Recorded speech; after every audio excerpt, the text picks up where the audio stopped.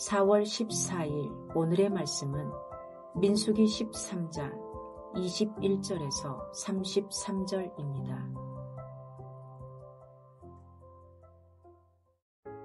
이에 그들이 올라가서 땅을 정탐하되 신 광야에서부터 하맛어기 르홉에 이르렀고 또 네겝으로 올라가서 헤브론에 이르렀으니 헤브론은 애굽 소암보다 7년 전에 세운 곳이라. 그곳에 아낙 자손 아히만과 세세와 달메가 있었더라. 또 에스골 골짜기에 이르러 거기서 포도송이가 달린 가지를 베어 둘이 막대기에 꿰어매고 또 석류와 무화과를 따니라. 이스라엘 자손이 거기서 포도를 베었으므로 그곳을 에스골 골짜기라 불렀더라. 40일 동안 땅을 정탐하기를 마치고 돌아와 바란 광야 가데스에 이르러 모세와 아론과 이스라엘 자손의 온 회중에게 나와 그들에게 보고하고 그 땅의 과일을 보이고 모세에게 말하여 이르되 당신이 우리를 보낸 땅에 간즉 과연 그 땅에 젖과 꿀이 흐르는데 이것은 그 땅의 과일이니이다. 그러나 그 땅 거주민은 강하고 성읍은 견고하고 심이 클 뿐 아니라 거기서 아낙 자손을 보았으며 아말렉인은 남방 땅에 거주하고 헷인과 여부스인과 아모리인은 산지에 거주하고 가나안인은 해변과 요단가에 거주하더이다. 갈렙이 모세 앞에서 백성을 조용하게 하고 이르되 우리가 곧 올라가서 그 땅을 취하자 능히 이기리라 하나 그와 함께 올라갔던 사람들은 이르되 우리는 능히 올라가서 그 백성을 치지 못하리라. 그들은 우리보다 강하니라 하고 이스라엘 자손 앞에서 그 정탐한 땅을 악평하여 이르되 우리가 두루 다니며 정탐한 땅은 그 거주민을 삼키는 땅이요 거기서 본 모든 백성은 신장이 장대한 자들이며 거기서 네피림 후손 아낙 자손의 거인들을 보았나니 우리는 스스로 보기에도 메뚜기 같으니 그들이 보기에도 그와 같았을 것이니라. 민수기 13장 21절에서 33절 말씀을 함께 묵상하겠습니다. 하나님께서는 이스라엘의 12지파의 지휘관들에게 가나안 땅 정탐을 보내셨습니다. 이 정탐의 목적은 하나님께서 선물로 주신 땅이 어떤 땅인지 확인하고 돌아온 것이지요. 또한 이 정탐을 통해 얻은 정보를 통해서 가나안 땅을 정복할 전략을 세우는 의도도 있었겠지요. 중요한 것은 이 정탐의 목적이 선물로 주신 가나안 땅에 들어가기 위한 예비적 준비 과정이라는 것입니다. 이 예비적 준비 과정은 필요했던 시간이었을 것입니다. 하나님이 주신 땅이니 감사하는 마음을 갖는 것, 그 약속을 신뢰하며 믿음을 점검하는 시간이 필요했겠지요. 또한 그 땅에서 살 것에 대한 기쁨과 소망을 품는 시간도 필요했을 것이고 그 땅에 어떻게 들어가야 할지 여러 가지 계획과 전략을 세우는 시간도 필요했을 것입니다. 그런 좋은 의도, 선한 목적으로 정탐꾼을 보내었던 것이겠지요. 하지만 이런 예비적 준비 과정은 그들의 연약한 믿음으로 오히려 독이 되었음을 오늘 본문에서 볼 수 있습니다. 이제 본문을 좀 살펴볼까요? 12지파의 대표로 뽑힌 지휘관들은 가나안 땅을 향해서 들어갑니다. 성경은 이들이 가나안 땅으로 들어가는 지역을 비교적 상세하게 설명합니다. 신광야에서 하맛어기 르홉에 이르고 또 네겝으로 올라가서 헤브론에 이릅니다. 헤브론의 설명도 덧붙여지지요. 애굽 소만보다 7년 전에 세워진 곳이라고 합니다. 헤브론에는 아낙 자손 아히만과 세세와 달메가 있었다고 합니다. 정탐꾼은 에스골 골짜기에 이르러 포도송이가 달린 가지를 베어 둘이 어깨에 메고 또 석류와 무화과 나무를 가지고 40일 만에 돌아왔습니다. 이스라엘에게 주신 가나안 땅의 크기가 대략 경상도 정도 크기인데요. 이들이 다닌 지역의 거리를 보면 약 350km가 됩니다. 산술적으로 생각해보면 걸어서 40일 동안 350km를 정탐했으니 하루에 10km 정도 정탐한 것이고요. 그렇다면 정탐한 땅에서 상당히 상세하고 자세하게 정탐하고 돌아왔다고 생각을 합니다. 정탐을 마치고 돌아온 정탐꾼들이 가데스 바네아에 모여 모세와 온 회중에게 정탐 보고를 합니다.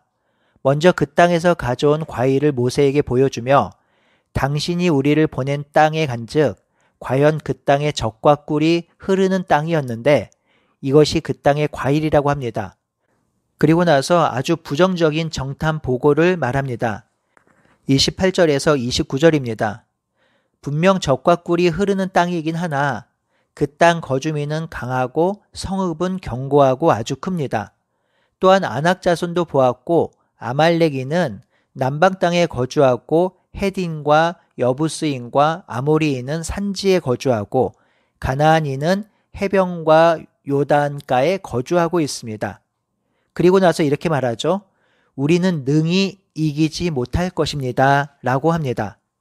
그렇다면 이 10명의 정탐꾼들이 그 땅을 차지하지 못하고 능히 이기지 못할 것이라고 말한 이유가 무엇일까요? 그것은 약속을 신뢰하지 못하고 현재적 상황만 본 것입니다.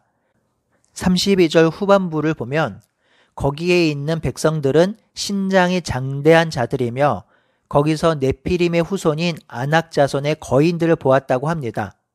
한마디로 그 땅에 사는 사람들은 기골이 장대하고 거인족 속의 후예들이 지키고 있으며 그 땅의 성읍은 견고하니 자신들이 절대로 이길 수 없다고 판단한 것이지요.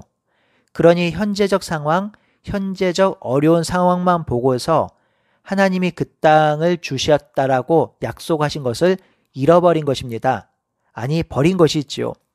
성도 여러분, 이러한 상황은 우리의 현실에서도 자주 경험되는 일이지요.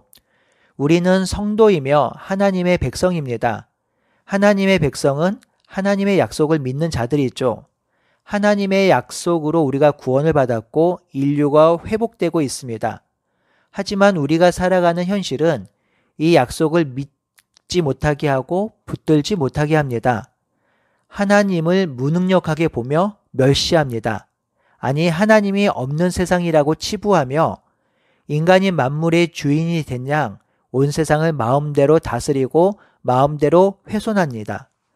또한 돈이 최고라는 세계관으로 돈과 비교할 수 없는 하나님의 약속을 믿고 살아가는 주의 백성들을 우습게 여기며 광신도처럼 폄하합니다. 이 시대에 여전히 고리타분한 성경을 믿고 있냐고 생각 없는 사람으로 그리스도인을 치부합니다. 이러한 세상 속에서 살아가는 우리들도 약속을 믿고 신뢰하기보다는 눈에 보이는 세상을 더 중요하게 여기며 세상의 가치와 세상의 이데올로기를 따라가고 싶은 마음이 들기도 합니다. 그렇다면 이렇게 세상을 두려워하고 약속을 놓치고 믿음이 연약해지면 어떤 일이 벌어질까요? 우리 존재 자체를 있는 그대로 보지 못하고 의기소침해지고 아주 연약한 존재로 여기게 됩니다. 가나안 땅 사람들을 보고 그들이 자신들을 어떻게 바라보고 있는지 33절에 기록되고 있지요.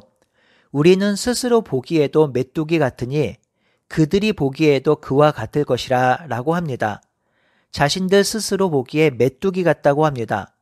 너무나도 작고 미약한 존재, 연약한 존재, 힘이 없는 존재라고 치부합니다.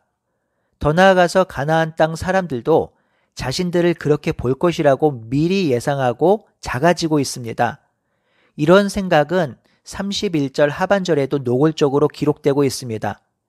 우리는 능히 올라가서 그들을 치지 못할 것이라. 그들은 우리보다 강하다고 하지요.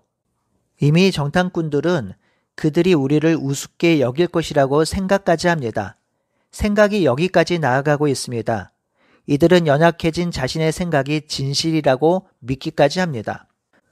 이 또한 오늘날의 그리스도인들도 약속을 잃어버리고 믿음이 연약해질 때 경험하는 일이기도 합니다.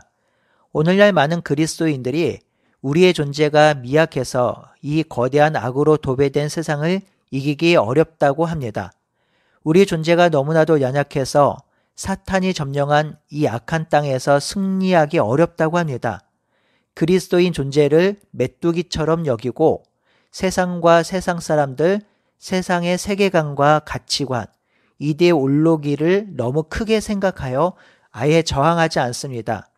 그래서 세상에 살 때에는 그 세상 사람들, 세상의 가치관과 이데올로기를 따라 사는 일이 너무도 많습니다.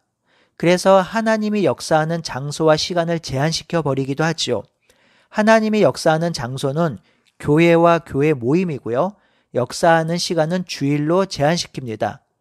주일의 교회 모임에서는 하나님의 역사, 하나님의 다스림을 따르고요. 세상에 사는 6일간은 세상이 두렵기도 하고 세상을 이길 수 없다 미리 생각하여 세상의 가치관과 이데올로기를 따르기도 합니다. 오죽하면 썬데이 크리스찬이란 말이 나왔을까요? 그렇다면 이 현실적 상황을 이기고 승리할 수 있는 방법은 없을까요? 아니요, 승리할 길이 있습니다. 상황이 부정적으로 전개되자 함께 정탐하고 왔던 갈렙이 이 말을 잠시 멈추게 하고 중재를 시도했지요. 30절입니다. 우리가 곧 올라가서 그 땅을 취하고 능히 이기리라고 하였습니다. 우리가 올라가서 그 땅을 취하고 이길 것이다 라고 한 것이죠. 같은 땅을 보고 같은 현실을 보고 왔는데 10명의 정탐꾼들은 우리가 질 것이다, 그 땅을 차지하지 못할 것이다 하고 다른 2명 여호수아와 갈렙은 그 땅을 취하고 능히 이길 것이다 라고 하였습니다. 그 이유가 무엇일까요? 이렇게 다른 대답이 나오는 이유가 무엇일까요? 바로 하나님의 약속입니다. 여호수아와 갈렙은 그 땅을 하나님이 이스라엘 백성에게 주신 땅으로 알고 믿고 있습니다. 하나님이 주신 땅이니 주실 것을 믿었습니다. 하지만 10명의 정탐꾼은 그 땅을 보고 오자마자 그 약속을 너무 쉽게 버렸습니다. 약속을 버린 슬픈 표현이 27절에 기록되어 있지요. 그들이 모세에게 말하되 당신이 우리를 보낸 땅이라고 합니다. 어제 말씀드린 것처럼 신명기를 보면 그들이 모세에게 땅을 정탐하러 가자고 제안했습니다. 또한 그 땅은 모세가 보낸 땅이 아니라 하나님이 보낸 땅입니다. 그 땅은 이미 아브람 때부터 주시겠다고 약속한 땅이며 하나님의 선물로 주신 땅입니다. 그러니 그 땅에 들어가는 데 필요한 것은 약속에 대한 믿음이며 하나님에 대한 절대적인 신뢰입니다. 이것이 무너지면 그 땅에 아예 들어갈 수 없습니다. 어찌어찌해서 그 땅에 들어간다 하더라도 그 땅에 살 때에 약속에 대한 믿음과 하나님에 대한 신뢰가 없으면 그 땅에서 살 수 없습니다. 그 땅에서 살아가야 할 의미와 목적이 상실되었는데 그 땅에서 살아갈 이유가 무엇일까요? 이제 한 주를 정리하는 금요일이지요. 이때 둘의 모임이나 또는 개인 묵상 시간에 하나님을 향한 신뢰와 하나님의 약속에 대한 절대적인 믿음을 가지고 한 주를 보냈는지 아니면 세상이 두려워 세상과 적당히 타협하고 살았는지를 돌아보는 시간을 가지면 좋겠습니다. 오늘 우리가 분명히 기억하길 소원합니다. 우리가 살아가는 세상은 항상 어렵고 사탄이 판을 치는 세상입니다. 이런 세상 속에서 승리할 수 있는 길은 우리의 능력과 우리의 힘과 우리의 권능으로 가능한 것이 아닙니다. 하나님에 대한 신뢰와 하나님 약속에 대한 믿음이 우리를 승리케 합니다. 오늘도 하나님과 그분의 하신 일과 그분의 약속을 믿고 승리하는 저와 여러분들이 되시기를 간절히 바라고 소원합니다. 아멘.